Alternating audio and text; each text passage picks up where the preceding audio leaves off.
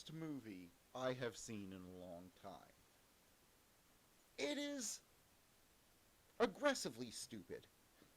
It I it doesn't seem to know how computers work. It doesn't seem to know how scams work. It seems to think scams are perpetrated by, you know, hot rodding superstar scammers rather than little guys in India crammed crammed 1 billion to call center office. It, it it seems to think that if a bank alerts you that fraud has been committed on your account, they're still going to let the transaction go through. When, if they see that it's fraud and they're alerting you that it's fraud, wouldn't it stand to reason that they would just deny the transaction? I mean, really? It seems to think you can just transfer $2 million out of an account in a split second. It has one man mowing through entire FBI task forces. It's full of insane, goofy one-liners like, "To be or not to be, I choose to be." It has it has a lot of weird lines about bees and what happens when the queen bee becomes ill and endangers the hive. All of that is insane. Is it true? So how come I spent the entire movie grinning ear to ear, and the pretty packed theater I was in for an afternoon showing all seemed to um seem to laugh and cheer so much while I was watching this very stupid movie because it was entertaining. This is this is one of the most entertaining action movies I have seen in a long time. And it doesn't waste your time either. It just comes in, does its thing, and ends. That is such a refreshing take from an action film. Let me tell you. It's like, it comes in, it sets up its character, what could be loosely described as a character, I guess. None of them really have any depth. They just exist to give you action scenes, but that's okay. This feels like a pure 80s action movie, more than any of the attempts to make a pure 80s action movie by 80s action stars. Like, this movie, in its structure and in how it presents itself, has more in common with an 80s action movie than the Expendables franchise. If you found yourself let down by the Expendables 4, don't worry, this will pick you right back up. Let me just say, this is a guy's movie through and through. This movie is just violent, and it's about a good guy who sees somebody he cares about get victimized, and he decides to put it right before anybody else can get hurt. It's no more complicated than that. Oh, and the villain is Hunter Biden, which may make it the most based action movie in decades. Don't believe me? I'm warning you, here's the twist halfway through. You know the villain has powerful connections. They keep alluding to it. Then about halfway through the movie, you find out he's the son of a president. He hacked the election to put her into office when on election day she was down in 15 of the 20 counties she needed to win.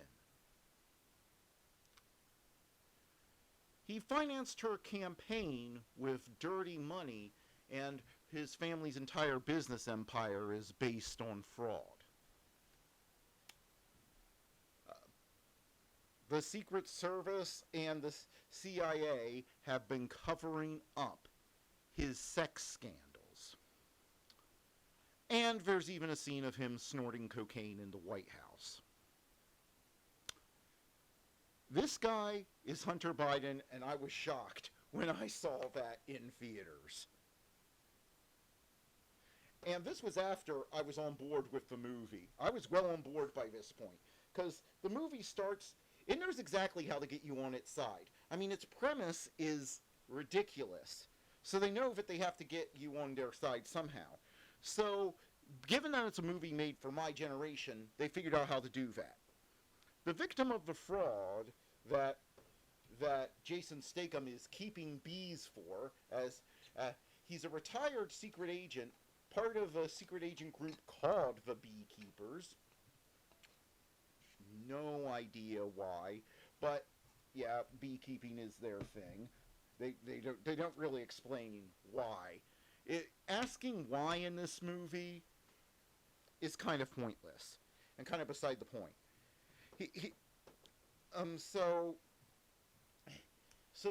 It's Mrs. Huxtable from The Cosby Show, who seems to have divorced Mr. Huxtable for understandable reasons.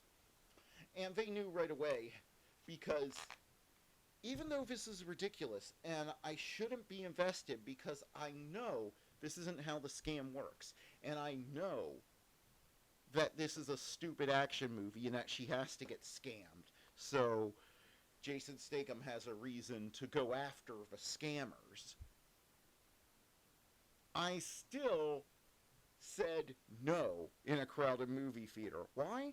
Because as a kid, I grew up watching The Cosby Show, and they just knew how to push the buttons of anyone who's my age or older, I think, because they know, as kids, that was probably one of the shows we watched most with our kid. So we have an instant emotional connection with this actress, and we don't want to see anything bad happen to her.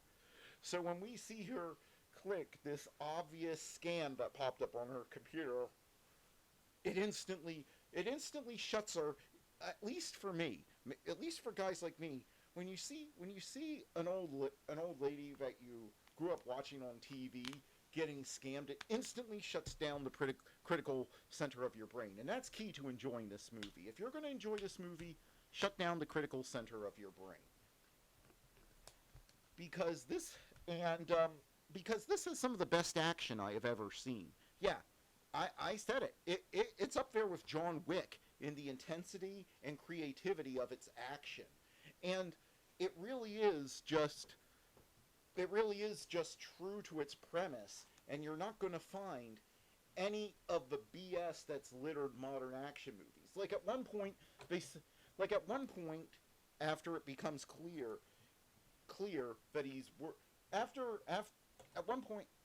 see, so here's how it goes. You know, Mrs. Huxtable gets scammed, and a charity she was running gets all the money taken out of it. She thinks she'll be blamed. She doesn't understand how she can get the money back, so she ends up committing suicide. That's a pretty dark take. So this secret agent who was this retired secret agent, Jason Statham, he decides to take out the call center in he traces down the call center that scammed her, and he takes it out in an epic scene. He just sort of comes in there. This is 80s action movie to the core, and this is the antithesis of toxic masculinity. This is actually, for all the stupidity on screen, it's actually a good example of what an old-fashioned hero is supposed to be. It actually is. He doesn't have anything. He doesn't have anything personal. He never has a doubt that he's doing the right thing. He's even told that what he's doing is illegal, but he says that it's more important to be morally right than it is to be legally right if the law is protecting the wrong people and allowing them to get away with victimizing the most vulnerable people in our society.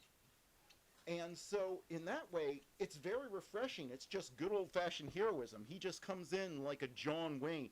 he just comes in like John Wayne into these situations, and he works his way through through one level of this conspiracy and this fraud after another until he tears the whole thing down, and it doesn't even cause him to skip a beat when he finds out the president's son is involved. He's gonna get that guy, and boy does he get him. And boy, do you have some of the best action scenes I've seen in a long time. Like, there's this one where they decide to send since he's retired, there's a new beekeeper. And she's a woman, and she has this cool outfit, and she's like, this sexy femme fatale, and at that point, I thought this was going to be Beekeeper versus Beekeeper. That was going to be the rest of the movie.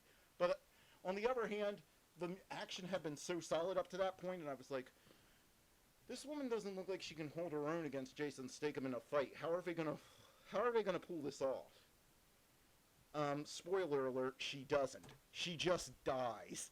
Yeah, the fight scene is like less than 2 minutes, and Jason Statham easily takes her out, because there's no way they could realistically say this little woman was going to go toe to toe with him in a fight. So she doesn't. They don't. But so many of the fight scenes are just they're some of the most brutal but entertaining I've seen in a long time. There's one fight scene where he's fighting this bear of a guy who has like a fake leg. The fake leg comes off, and that doesn't slow the guy down. They're beating each other in this small space. It reminds me of one of my favorite James Bond fight scenes, which is from Diamonds Are Forever, where James Bond is trapped in this small elevator with this big guy. And of course Sean Connery was a big guy too, so you have two big guys in this tiny space, trying to get at each other, and it makes for a very kinetic fight scene. That's what this is like. And yeah, he's just interested in one thing, that's justice. And so Statham doesn't have much of a character, but that's not what this is about. It's a 105-minute movie about a good guy. It's a good guy coming in, extracting justice, and then he goes off into the sunset. That's it. And the villain just happens to be a stand-in for Hunter Biden. You can't convince me that this wasn't deliberate. This is like somebody, and besides MGM, who seems to be the U.S. distributor, I haven't heard of any of the production companies involved in this before. So it seems to be a bunch of little people who, with one named director and one named star, just deciding that, hey, let's do this. Let's see if we can get away with this. And so, yeah, this is, I actually think I kind of enjoyed this a little more than John Wick 4, actually. I know that's going to sound blasphemous, but I don't know. It's definitely up there. It's definitely up there. I enjoyed this. This is definitely, if they don't resurrect John Wick in some sort of cop-out, and this makes enough money to get sequels, I could continue watching this for my John Wick fix. And that's the sort of thing. That's what you have to take away. That's what you have to keep in mind when you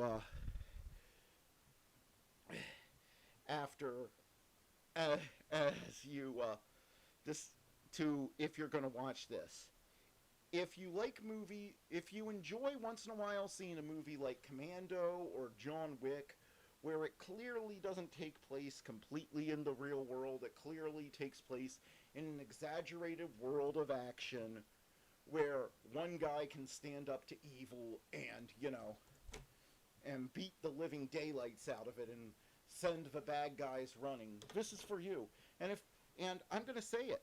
This is an example of Jason Statham's character is an example of non-toxic masculinity. He defines himself by the people he's protecting and bringing those to justice. He doesn't use his strength to advance his own selfish means. He's basically like an old-fashioned knight. He has a code that he's sworn to, and he upholds it, and he just goes in and he just pursues his righteous cause, and he doesn't care who gets in his way. He's just going to do it. So yeah, this is a great.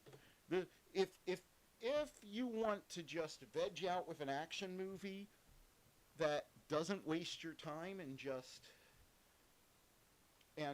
you're going to be entertained by every single scene on screen as it plays out, and you don't care that the setup is stupid, you are going to enjoy this movie. This is a great way to kick off the year. So, yeah, and I'm just shocked it's in theaters. So, if you like action movies, go and enjoy this one, because this is the best thing I've seen since John Wick. And I don't say that lightly. So anyway, thanks for listening. Have a good day.